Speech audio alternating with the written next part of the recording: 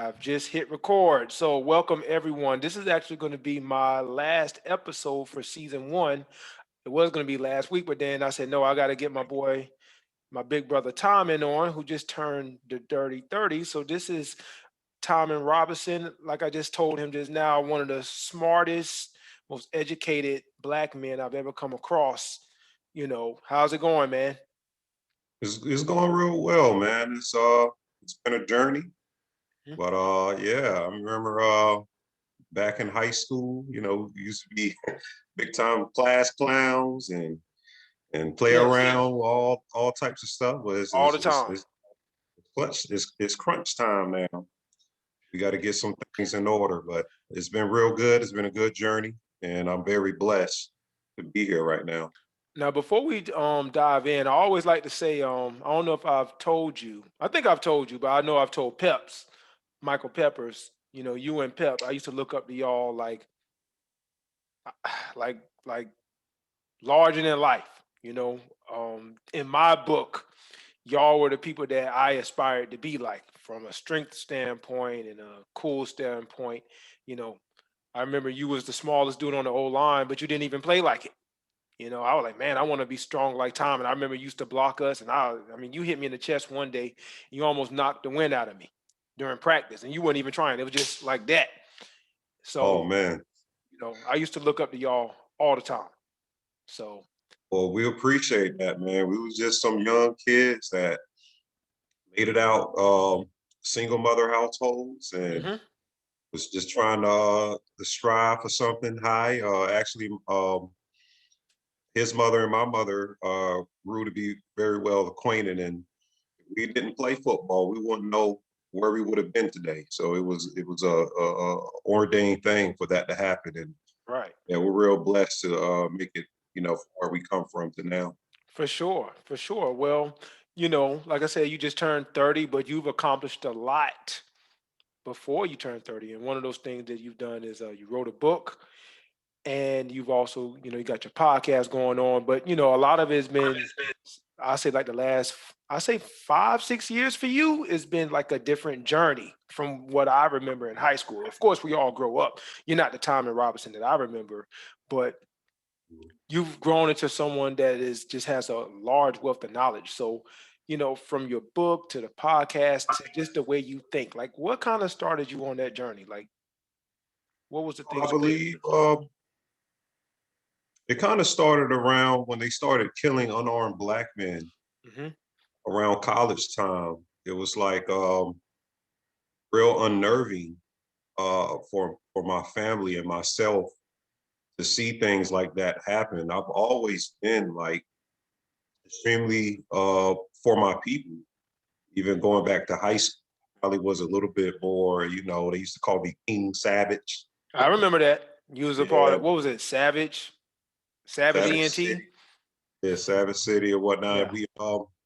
Yeah, they used, I used to make jokes about things that you shouldn't make jokes about, hmm and it was a growing process because I believe that process was the foundation that allows change in a lot of people, and it takes some time for people to get to know a different type of person, but that's hmm the whole undoing of what life is about is change and transformation. And I grew into reading more books. I learned more outside of college than I did in college. It was Yes. very, I would tell nobody that out loud, but It's yeah, reality. grew, yeah, just grew a lot. And I think, yeah, seeing unarmed black men being murdered and seeing the system, what it is, and coming full circle to understanding what do I play in the part of um, what what needs to happen for our community. So I didn't want to be same old type person, same old vibe going into my later adulthood. So I hmm decided to make. it's kind of funny you say that because I remember when I was 21. I remember when Trayvon Martin got killed. I listened to the media a lot. I watched CNN and stuff. So what I didn't realize was they paint a picture of what they want us to believe.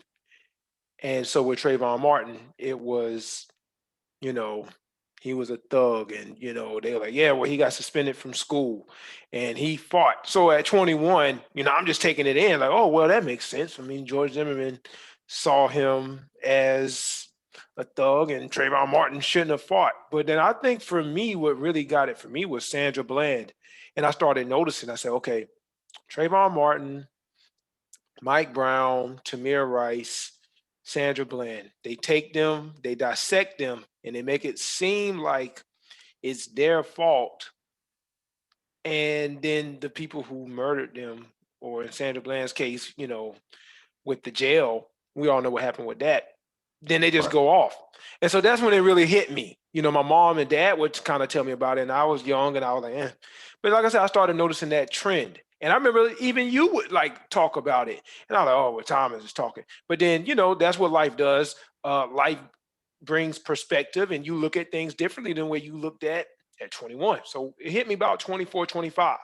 Even at 29, I don't look at the same things like I did at 25. So, but you was already ahead of that curve when everybody was like, like, what's Tyman talking about? Right. And so you kind of parlayed that into a book. And that's like your whole thing is like when we see you, we see enlightenment. Well, that's a good thing. Yeah, I remember the reaction Hmm. back when I was on social media posting about that stuff Yeah. because yeah, it's a vibratory rate of how society thinks, and when someone isn't on that vibratory rate, then it becomes an issue for people because then you have to look at yourself, look inside what's going on, and some people would rather not look into that. And I'm beginning to understand that there's some topics of discussion that's not meant for people. So now I probably would have handled it a different way. I'm glad that I did express myself in that way. I became very knowledgeable about my particular race and things that we achieved instead of always pressing that we came from slavery or we came from, shackles. We don't know anything. And basically, we're just um, stock in the system. Mhm. I wanted to really delve into that and how people react now. I don't care. I mean, it is what it is. Somebody has to talk about it. Somebody has to bring truth. Somebody has to be the idiot. Somebody has to be the class clown now. Everybody plays a Hmm. Eh, what you were saying. My dad, he always listens to Dr. Boyce Watkins, and I'm not. You familiar with yes, I know Boyce Watkins. him? And I was listening to him the other day, and he always says it's his platform is for intelligent black people. So if you're not intelligent, this isn't for you. And so I guess that sounds like, not to say that people who don't follow what you're saying is not intelligent, but you kind of know this is who I'm speaking to, and if it applies to you, then it applies. But if it doesn't, that's okay. And I guess that's kind of where you are now at 30, opposed to where you was at 25. Yeah, well, yeah. My ability is I've helped thousands of people all over the world now. I've talked to about five people on five different continents, different ages, different shapes of thinking. And I actually have a group of young men in Chicago that I talk to monthly to get their minds on, a higher frequency of thinking. Mhm. And I don't judge. I'm able to go in the hood and talk to the same hood guys as I would be able to talk to millionaires or people that want to invest in what I'm doing. Mhm. And you have to have a multifaceted thought process and not be too much in your feelings or emotions when people reject the type of thought forms that you're putting out, because Mhm. it's something that is necessary because there's always a balancing principle. So I think yeah now I don't look at it as intellectual black Right. people or what I know our circumstance. I know why we think the way we do. Mhm. I delve deeper into the matter than a person like Boyce Watkins. Boyce Watkins is very knowledgeable into finance. Hmm. and what he does, but we have different missions into what we need to do right now to get back on par and compete right now in this system that we're in. Hmm. Okay. And is do you have any more plans to, like, I think we talked about it before, but do you have any more plans to, like, write another book? Because I got to read your first book, but I think a lot of what you're talking about is in that book. But of course, now you're 30, your perspective is widened and broadened. So do you have plans to write another book? I do have plans on writing another book. Um, the book I wrote was strictly on spirituality and how to get out of basis thought process of what is religion, how did religion come together, Hmm. uh, being understanding of what Christianity is fully, what is its Right. origin. We don't talk about the origin, we only talk about the now and how it applies now. Hmm. Since then, I really look back on that book and say, very wet behind the ears. We, speaking on a subject like that, but I just actually somebody just posted on a Hmm. big platform, and they're still raving about it from when I was 27 years old, writing that book, and Hmm. I'm very, very humbled that people around the world are still buying that book, still see the royalties of that book increasing. I see people reaching out, emailing me, connecting with me, and I will be writing another book. It may not be for everybody. It's Hmm. next, and I'm gonna market it the way I want to market it. I don't want Amazon and these other companies getting their hands into my royalties. I gotta get Keep it yeah, keep it self-published. That's what I learned. yeah, Keep it exactly. self-published. That's what I learned. You kept the middleman out, and you stick with your royalties. So here's one thing I want to ask you. So we got like 4 minutes, and it may go over, but this is what I want to know from you. So I've come to terms with hip hop music over the past year or two. I really cannot stand how we look in hip hop. I can't stand it. Um, I hate how we are marketed. I hate how we look. I hate what we represent. I hate the shade room. I hate all of that. So, and I think that I think hip hop music is one of the things where, as African Americans, not that we can't enjoy it, but I think we have to start breaking ties with hip hop culture and kind of revamp it. And so I think you've talked about it before. I remember we talked about it with Future some years ago, which I believe you're absolutely correct. Yeah. Where he's pretty much marketing, drug use and stuff like that. And we always want to say, well, it's just entertainment. It's not about it being entertainment. It's about, what do you represent? Is that what you want to, you know, represent as yourself as an artist, as a person? So what is your take on how can we revamp hip hop culture, or how can we shift our mindset away from how it's being pushed upon us with jewelry and promiscuity and all of that stuff? Just what's your take on all of that? Well, the first thing we have to understand is that we control hip hop. We make what's trendy. We make what's cool, what's popular, because everybody in the world mimics the African American, or Hmm. whatever you want to call it, the foundational Black Americans that built this country. They mimic the way we actually orchestrate ourselves in this culture that we created here called hip hop.